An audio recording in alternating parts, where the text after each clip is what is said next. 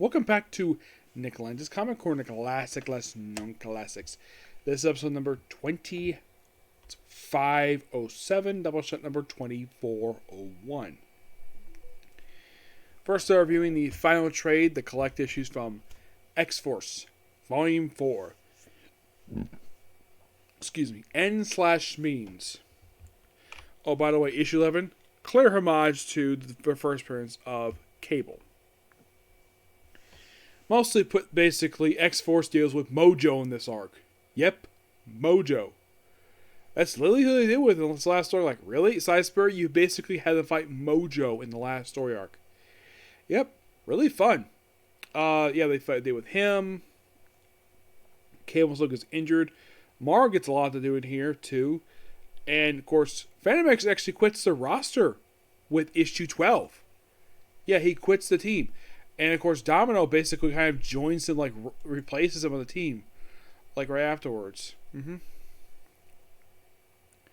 then, supposedly, like, Hope Summers leaves team issue 13, but she comes back with the very next issue. Yep. And, of course, we do with Forget Me Not, and that's pretty much it. Oh, yeah, and EVA herself, she gets killed off. Well, supposedly, anyways. Then she got brought back. Somehow. Oh, yeah, and the book ends with this. Basically, like, because basically Cable thinks, because he's basically coming from the Battle of Mojo, he's like, oh, if you're going to quit X-Force, that's perfectly fine. And, of course, the book ends with this. Hope telling her telling Cable she loves him, but he's fired. Yep. And, yeah, that's how the book ends. Cable being told he's fired from the group. His group. Sadly put, in the case of Hope Summers, she would not be seen again until 3 years later when she popped up in Cable. When James Summers wasn't writing the book, it was basically, actually it was like 4 years later, it was just prior to Extermination that she returned. So she did nothing for 4 years. What's she doing nowadays? Well, she's part of the kind of part of the group, the Five, who part of the Resurrection Protocol for Krakoa. That's pretty much all kind of did with her. Cable, of course, not long after this book wrapped up, pretty much became part of the Uncanny Avengers. Yes, Cable joined the Unity Squad. In the case of, let's say, Mara, for example, one character who got a lot of development in this arc, she has done very little once this book wrapped up. Psylocke has done good amount, pretty much rejoined the X-Men first, basically part of the end of the Brian Wood run for the book. And she became part of the Colin Bunn run for Uncanny X-Men when he wrote the book. And also was also on Astonishing X-Men. He basically just rejoined the X-Men. She's brought in X-Men teams for like several different X-Men books for right afterwards. And then, thanks to Krakoa, she basically stopped appearing in the X-Men, where she appeared in Excalibur. Where she was in that entire series, because she has to support her crazy brother when he became the King of Avalon. And then you had Knights of X book, which basically brought back the whole thing of her being bisexual. And then she had her own very brief solo title as Captain Britain, and that's been it for her, sadly. One of the characters in the book, Doc Nemesis, he has done not much once this book wrapped up. His most recent thing was one of the preludes of Fall of X. Phantom X, been around sporadically. And the most biggest thing he did since this book wrapped up was him basically doubling for Charles Xavier, because, well, here's something quite weird though. Charles Xavier came back in Phantom X's body, and then he got his own body back. It's kind of weird. But what happens to the group once this book wrapped up? Well, nothing. Supposedly the group disbanded off panel, and then they reformed in the very next volume, published 4 years later by Ed Bronson, as basically the next thing that happened after the Extermination storyline. Yes, where the team reformed, with Hope Summers on the team, and also the Kid Cable joined the roster. And then that book got relaunched under Van Persie, except basically with that book, it's not Rob Liefeld's X-Force. Oh no, it's the Strike Team X-Force, Wolverine's team, which he's not even on the roster anymore. And my final thoughts on this book, the book was actually quite interesting, but it seemed quite interesting though, the fact, oh yeah, let's have one of the bad guys be a guy who basically no one can remember, and fighting frickin' Mojo. Yeah, quite interesting book. I enjoyed this book. Not terrible per se. I can understand why the book kind of ended. Low sales, presumably. And, well, next time I'm talking about X-Force will be the original volume. Because I decided to do this, finish the Cable X-Force and this book, because I want to basically make sure that the stuff that came after Volume 2 is all done, so I can basically focus on the original volume and do Volume 2, and then basically be done with X-Force. That was the plan. Alright, next up we have is a book that I even really want to talk about this book for quite some time. Thunderbolts!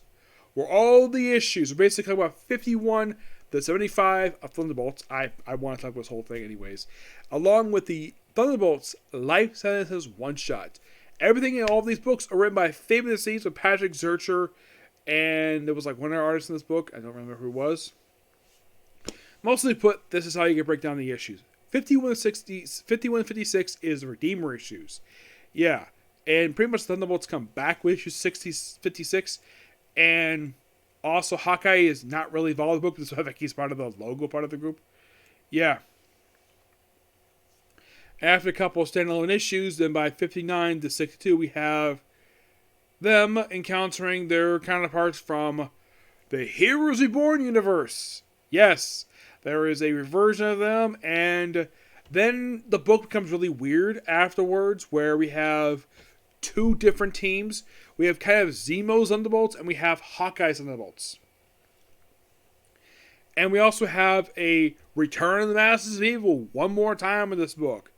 Yes, the Masters of Evil come back in the book. Once again, led by Crimson Crow.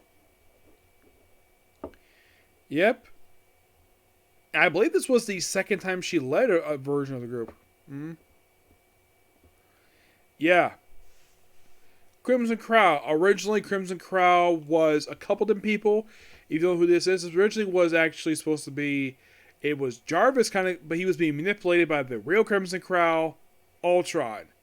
This Crimson Crow is Justine Hammer, the daughter of Justin Hammer, a woman who is very beautiful, a little bit older. I'd say she's around 40-ish, despite having a 20-ish daughter. Yeah, and also, this kind of, in a way, these issues kind of basically ended her time as Crimson Crow, because one of the members, I think her name is, decided to use her abilities, basically just strip Justine of her clothing, basically make her butt naked.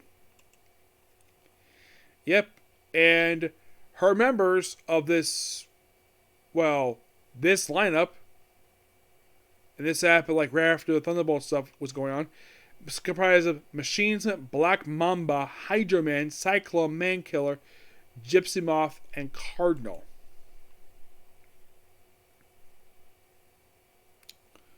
Who's basically a character of a New Warriors book.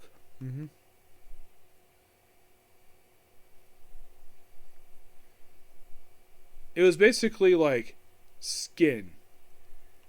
Yeah, they kind of deal with basically like Crimson Crow, basically a woman named Skin who was part of the Thunderbolts at this point in time, aka Gypsy Moth. Yeah, she became Skin basically in issue 67. Yeah, pretty much in a way, the Thunderbolts got a boosted membership in these issues. Oh gosh, yes they did. They got a big boosted membership.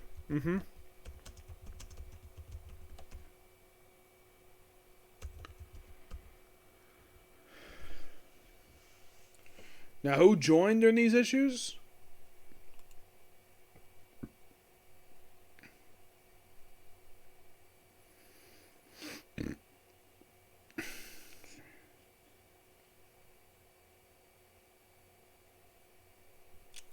Well, we had, let's see. We had Mankiller, Plantman, who became Blackheart, Blackheath, Cyclone. Now, Cyclone, this was not the original Cyclone. Oh, this was the third Cyclone. Yep. We also had Harrier, Gypsy Moth, Cobalt Man. Actually, that was Vedgoth, his joint issue 75. But yeah, it's interesting the fact we had this increased lineup for the Thunderbolts. Yep. Yeah. And also, thanks to basically Crimson Guard losing their Crow, well, if you read the book, well, you get a chance to see Justin Hammer butt naked. Yep. And also, during this period of time in these issues, Songbird became part of S.H.I.E.L.D. Yep, and they tried to arrest, well, them anyways, and of course you have to deal with them for S.H.I.E.L.D. Yep. S.H.I.E.L.D. is in this book for not long, per se.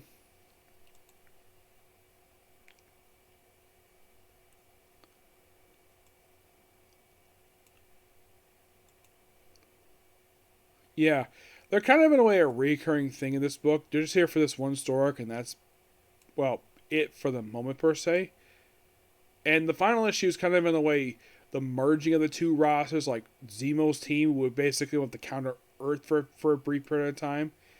And then, of course, they return back to regular Earth. Well, they went to a house that's owned by Dr. Faustus, of all people.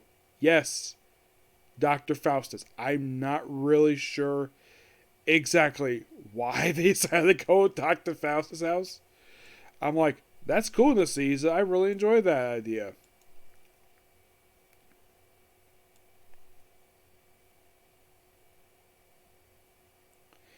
Yeah, and of course there was this elite group of them, comprised of Skill, Kid, M80, Nels, and Silkon.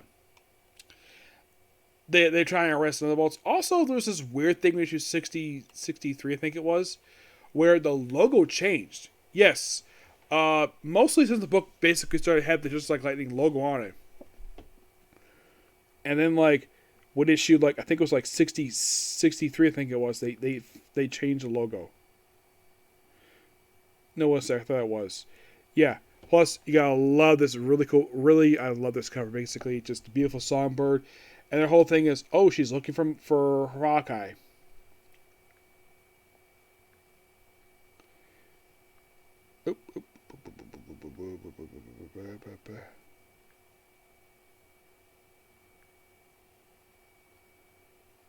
Yeah, and by the way, Songbird, this issue in particular would have her like, oh, let's have Songbird basically be in the book where she's butt naked. Yeah, let's have a naked. It's like the artist who drew this book. It's like, oh, let's have two beautiful women appear butt naked in the book. At least Crimson Crow only appeared like 2 panels. While in the case of this issue, it's like, oh, let's have the beautiful Songbird be butt naked for like several panels. Oh, and here's the logo they have for the book. The book was called Change the Mars Most Wanted. Yeah. Where the logo looked like this. And it remained like this from 64 to 75. Yep. Just thunder and bolts. Yeah, I'm not really sure why they changed the logo for it. That the logo being the same since issue 1. Yeah.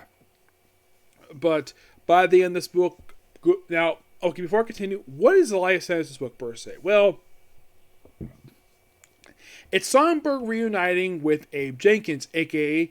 The Beetle, a.k.a. Mach 1, who recently was known as, before he died, Mach 10. For some reason, they just, the prison he was sent to, they changed his skin color, which probably makes him the second character in Marvel Comics to abruptly change his skin color for no reason. Yeah, and he's like this maybe the run, and he goes back to jail once the run wraps up.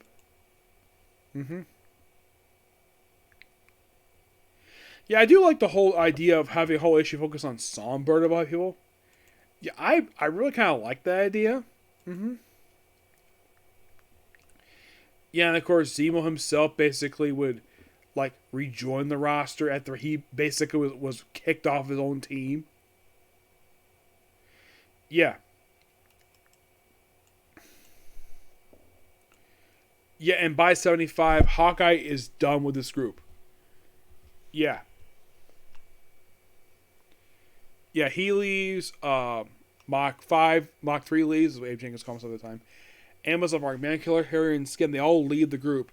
Basically reducing the roster at that point to Baron Zemo, Moonstone, Songbird, Fixer, the two Atlases, which, by the way, during this period of time, apparently Eric Johnson lost his ability to go giant size, and then with this issue, thanks to Fixer, he fixed them, and now both him and Dallas, Roy, who was also his and V, they both became Atlas.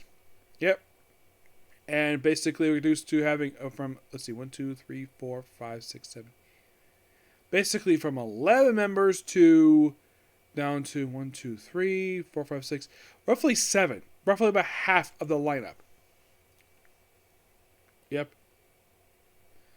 Now, these issues are fantastic. I love it. Just damn good issues. Fabian Season does an absolute great job with this book. Yep, and like I mentioned, sad it's the end of an era when it comes to Thunderbolts. Yep, and then of course, then we have the Avengers Thunderbolts miniseries, which kind of in a way brought them back. Yeah, it kind of in a way brought them back because... Oh yeah, by the way, you also have Jolt from 616 joining the Young Allies, the Heroes Reborn version of the Young Allies. Mm-hmm. Yeah. Oh, by the way, like I mentioned, one thing with Redeemers, they were mostly put there just to briefly replace Thunderbolts for a very brief period of time, and then eventually they came back. But, by the way, these issues were released from the period of, if you're really curious, from the period of April 2001, and the final issue was released in January of 2003. Yep. Yeah, and the story continued in Avengers Last Thunderbolts, which came out a year later. But you might think, okay, here's the strange thing, though, about the book. The book itself. Well, it was something else altogether. I'll be discussing that next time. It is a very bizarre era for Thunderbolts. It's an era that fans do not, from what I can tell anyways, not a lot of people like this era of Thunderbolts. They refer to it as the Fight Bolts. I'll talk about it next time. But in the case of Fabian Caesar, would he come back to the book when the Avengers saw Thunderbolts? Yes, he would co-write the Avengers Thunderbolts miniseries. Now, this book, which was the very next experience, I kind of discussed this miniseries already. I believe it was collected in one of the Avengers Assemble books. And, yeah.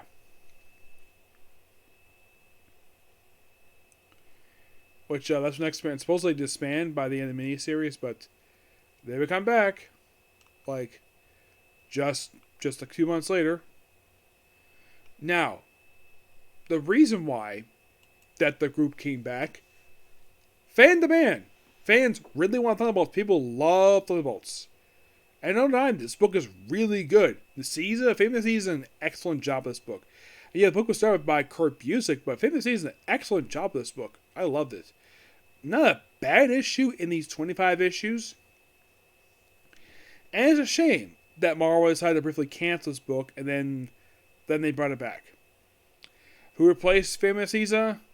Well, a guy who wrote a volume for Doom Patrol, a run that got canceled.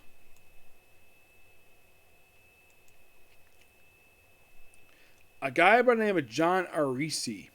Yes, I will be discussing this next time when I discuss basically Thunderbolts. And by far the weirdest era for Thunderbolts. It's a very brief era. But in the case of now this is pretty much the end of the classic era for Thunderbolts. Yes, another final thoughts of this era. The classic era for Thunderbolts is really good. If you're into basically seeing some villains who are not as well known as basically some of the other characters in Marvel Comics, just check the book out. Because Kurt Busiek is a great. It's written by popular writers. The book group was created by Kurt Busiek and Mark Bagley. You're thinking, wow, that's a really good combination. Two really good writers, two good creators. Mark Bagley, who's ever done any bad artwork in his whole comic career that I can think of. Kurt Busiek has maybe had some misses for some people, but the guy is really good. His most popular work I can think of is Astro City. Yep. But this is basically also, mainly also another reason why I decided to do this series, because Marvel's doing the Thunderbolts movie, where it does feature any person who's featured in this book. It's mostly a mixed people part of the group in the last, 15 years. Nobody from the classic era. For no reason. Yeah.